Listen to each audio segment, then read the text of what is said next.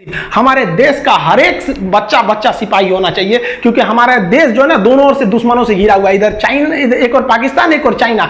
क्योंकि आने वाले समय में जब कभी युद्ध हो तो पूरी दुनिया देखे कि किस तरह भारत का बच्चा बच्चा मारा था चाइना और पाकिस्तान को। लाहौर तक दौड़ा के मारो उसको, वहां बीजिंग तक। कैसे मारिएगा? बनाने आता है? ये रहेगा तब तो मारिएगा। यहाँ पर हम यही चाहते हैं कि हमारे देश का बच्चा बच्चा देश के प्रति सोचे, और जब देश की जरूरत पड़े तो ऐसा नहीं है कि केवल फौजी जाके वहां शहादत देंगे। अपना इतिहास के स्वर्णिम अक्षरों में जब ये बात लिखी जाएगी कि जब पाकिस्तान और चाइना ने एक साथ भारत पर आक्रमण किया था तो भारत की महिलाओं ने घर में बारूद बनाया था और अपने भाइयों को दिया था, माथे पर विजय तिलक लगा के। मां ने बोला था कि सीने पे गोली खा के आना, पीठ पे गोली खाओगे तो तुम्हें मैं बख्शूंगी नहीं, अपना बेटा कहने से इनकार कर दूंगी। आएगा तब ना। क्या इस देश को बचाने की जिम्मेदारी केवल 13 लाख सिपाहियों की है? हमारा कोई फर्ज नहीं बनता है यहाँ पर? आप कहते हैं कि हम आपको भाई ये आप जानिए, आप कुआं के मेढक हैं, आपको नहीं पता है। हम बस यही चाहते हैं कि जब चाइना और पाकिस्तान यहाँ हमला करें तो उनको पता चले कि ससुरा हमको लगता था 13 लाख फौजी है, यहाँ का 130 करोड़ जनता फौजी है। आप भले हमें आतंकवादी कर लीजिए लेकिन मेरा देश आगे रहना चाहिए। तुम सब राम बन जाओ, मैं रावण ही ठीक हूं।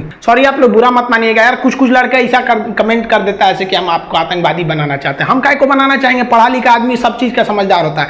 वह खून कहो किस मतलब का जिसमें उबाल का नाम नहीं, वह खून कहो किस मतलब का आ सके देश के काम नहीं, वह खून कहो किस मतलब का जिसमें जीवन न रवानी है, जो परवश होकर बहता है वह खून नहीं है पानी है। उस दिन लोगों ने सही सही खून की कीमत पहचानी थी जिस दिन सुभाष ने बर्मा में मांगी उनसे कुर्बानी थी। बोले स्वतंत्रता की खातिर बलिदान तुम्हें करना होगा, तुम बहुत जी चुके जग में लेकिन आगे तुम्हें मरना होगा। आजादी के चरणों में जो जयमाल चढ़ाई जाएगी वह सुनो तुम्हारे शीशों के फूलों से गूंथी जाएगी। आजादी का संग्राम कहीं पैसों पर खेला जाता है, यह शीश कटाने का सौदा नंगे सर झेला जाता है। अजानू बाहू ऊंची करके वे बोले रक्त तुम मुझे देना, बदले में भारत की आजादी तुम मुझसे लेना। हो गई सभा में उथल पुथल, सीने में दिल न समाते थे, स्वर इंकलाब के नारे कोसों तक छाए जाते थे। हम देंगे देंगे रक्त बस यही शब्द सुनाई देते थे, रण में जाने को युवक खड़े तैयार दिखाई देते थे। बोले सुभाष वह आगे आए जिसके तन में भारतीय खून बहता हो, वह आगे आए जो खुद को हिंदुस्तानी कहता हो, वह आगे आए जो इस खूनी हस्ताक्षर करता हो। मैं कफन बढ़ाता हूं, वह आगे आए जो इसे हंस कर लेता है। सारी जनता हुंकार उठी, हम आते हैं हम आते हैं, माता के चरणों में हम अपना रक्त चढ़ाते हैं।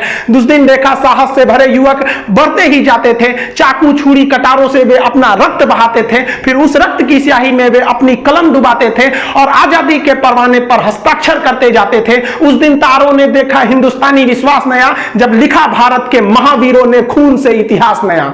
आप सभी देशवासियों को स्वतंत्रता दिवस की हार्दिक शुभकामनाएं। यह स्वतंत्रता दिवस हमारा हमेशा बरकरार रहे। हम लोगों को ये जो आजादी मिली है ये इतने आसानी से आजादी नहीं मिले। वो आजादी के लिए न जाने कितने वीरों ने अपने बलिदान दिए हैं। इसको दक्षिण का याद करिए, टीपू सुल्तान, वो मराठाओं की शक्ति, वो राजपूतों का बलिदान, वो सिखों की तलवार, झांसी की रानी, वो 11 साल का लड़का खुदीराम बोस जिसकी दाढ़ी मूछ नहीं थी, फिर भी उसने अंग्रेजों के आगे डट कर मुकाबला किया और अंग्रेजों ने उस बच्चे को फांसी चढ़ा दिया। वो सुभाष चंद्र बोस याद कीजिए, वो भगत सिंह, चंद्रशेखर आजाद, अशफाकुल्लाह खान, राम प्रसाद बिस्मिल, न जाने कितने वीरों ने इस देश को सींचा है अपने रक्त से, तब हमें यह आजादी मिली है। लेकिन आज भी अशिक्षितता के अभाव में, अशिक्षितता के कारण हम इस आजादी को अच्छे से नहीं ले जा पा रहे हैं। जितना देश को आगे जाना चाहिए अभी भी देश को आगे ले जाने की जरूरत है। अभी हमको लड़ना है अशिक्षितता से। अगर हम अशिक्षित रहेंगे तो कभी आगे नहीं जा पाएंगे। हमारा देश का नाम उतना आगे नहीं जा पाएगा जितना हमें जाना चाहिए। इसलिए वर्तमान समय में आपको वो कोई ऐसा नहीं है कि अब आपको कोई अंग्रेजों से लड़ना, अभी आपको लड़ना है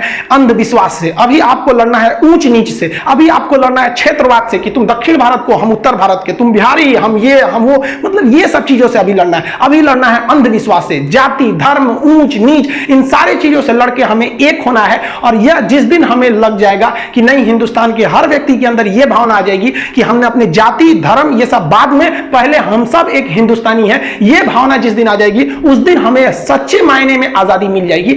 अभी हमें बहुत कुछ करना है इस देश को आगे ले जाने को। हमें अपने देश को अमेरिका, ब्रिटेन, जापान जैसे देशों के विकसित श्रेणी में लेके आगे जाना है। यह केवल हम तभी ले जा सकते हैं जब हम शिक्षित होंगे। नई शिक्षा प्रणाली भी इसी ओर में कदम बढ़ाने के लिए एक बहुत ही बढ़िया कारगर साबित हुआ है। हम लोगों ने, ऐसा नहीं है कि हम लोग आजादी के बाद हर मोड़ को देखा, ऐसा नहीं कि केवल विकास देखा या केवल मतलब विकासहीन देखा। हम लोगों ने बहुत सारे अच्छे काम भी किए। ग्लोबलाइजेशन, प्राइवेटाइजेशन और जो लिबरलाइजेशन था उसने देश ने काफी तरक्कियां भी की। हमने कई सारे युद्ध भी देखे, उस कई युद्धों में हम हमने ऐसी जीत दर्ज की जो पूरी दुनिया में कहीं नहीं देखी गई थी। 71 की लड़ाई में जब 93,000 फौजियों को हमने घुटना टिका दिया था। लेकिन जब तक हम एक भी हिंदुस्तानी की सांसें चलेगी, हमारी अंतिम सांसों से भी ये तिरंगा लहराते रहेगा। इसके साथ कोई छेड़छाड़ नहीं कर सकता है। जब तक हिंदुस्तानी हैं, इनकी आखिरी सांसें भी हमारी तिरंगे के लिए रहेंगी। लेकिन ये जो